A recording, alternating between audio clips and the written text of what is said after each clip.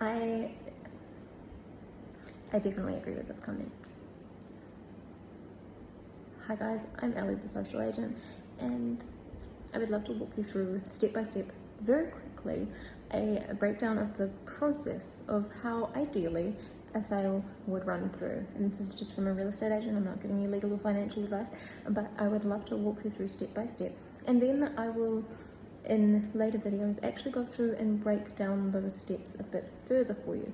But I wanted to lead with just giving you a bullet point list of how to buy a home in New Zealand.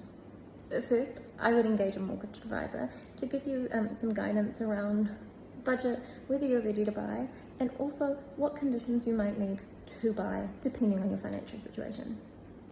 Then I would start looking. I would start looking for homes in your budget. I would start looking at homes outside of your budget and get an idea of what's going on in the marketplace.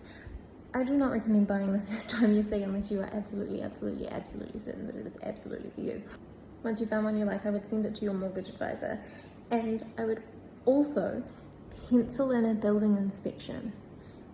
Find a local building inspector that has great reviews and pencil in a building inspection so that you know what time frame you might need if you need a building inspection clause. Then ask your agent to draft an offer for you, including the conditions that your mortgage advisor has given you, which will likely be finance, building report, LIM. Okay? You'll also need to include your proposed settlement date and your deposit, which is usually about 10%, but it can vary depending on your financial situation. Once you have that draft, I want you to forward it to your solicitor. Okay? You're going to forward the drafted document from the agent that has everything already done for you to save you some money to your solicitor, and they're going to review it for you. Once you've done that, you can sign your offer and send it back to the agent. Okay, you're going to initial every page, and you're going to initial the chattels, and you're going to sign the signature page. Do not date the agreement. What happens from there is the agent is going to present your offer to the vendor, the seller, and they have the option of accepting, rejecting, or countering your offer. If they decide to counter your offer, you'll go into negotiations, and you'll go back and forth until you reach a price and conditions that is okay for both of you. Once you and the seller have agreed, the agent will date the agreement and send everybody a copy. At this point, the agent or administrator should send your solicitor a copy. However, I would always recommend that you send your solicitor and your mortgage advisor a copy of the signed and dated agreement yourself anyway, just to be sure. Now it's time to lock in your building inspection. You're going to lock in your building inspection date, and you're going to confirm the date with the agent. You can liaise directly with the agent around the time frame for your building inspection. If you're ordering a LIM, now is the time to order the LIM. If your conditions are 10 working days or less, I recommend ordering an urgent LIM because the council can take a little bit of time to get those to you. It is an extra cost, so keep that in mind. Once you have the LIM back, the solicitor will review it for you. Once you have the building inspection back, the solicitor and possibly your mortgage advisor will also review it for you.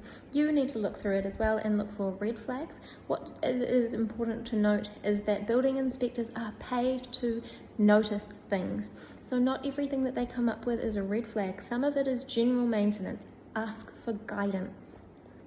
Your solicitor and mortgage broker should keep you in the loop with conditions as to how things are progressing, but I would recommend getting yourself a note to follow up 2 days before your conditions are supposed to be met to make sure there's not anything anybody is waiting on, and to make sure that you know what's going on. And it's better to ask for an extension, which your solicitor can do earlier rather than later. Once your conditions are met, your solicitor and the seller's solicitor will confirm that the agreement is unconditional. Congratulations, that means you can put the sold sticker up. This also means that your deposit is due. Whatever you've agreed to, it means your deposit is due now, unless there was a stipulation in your agreement to say otherwise. That deposit payment is usually around 10%, and it is usually paid into the agency's trust account and held for 10 days while your solicitor does title requisition and things like that in the background. But there's nothing for you to worry about at the moment. A few days before settlement, you will do a pre-settlement inspection with the agent, and you will run through everything. You will make sure everything works, and everything that should turn on does, and everything that should run does. That includes the chattels that are included in the property, okay? So make sure power points work, lights work, hot water works, water pressure works, the incinerator works. Run through, turn everything on and get everything going. Make sure heated towel rails warm up, make sure the oven heats, make sure the elements go. Okay, this is your chance to make sure that everything that you thought would go will go. Okay, and take notes. There are plenty of searches online, plenty of checklists and things like that that you can take with you to a pre-settlement inspection. Otherwise, ask the agent to bring one with them. And then on settlement day, don't expect to move in the morning. Okay, don't book your move-in truck for first thing in the morning, because often it can take the day to get through settlements, especially if there's more than one settlement happening at once, and it can take a little bit of time for that transfer of funds to be recognised by the solicitor, and for the solicitor to let the agent know that it's okay to release the keys. The agent cannot let you into the house until it is settled and we've had confirmation from the solicitor and a confirmation of release of keys, okay? So don't plan to move in first thing in the morning, otherwise you'll be outside your new house with furniture and no way inside.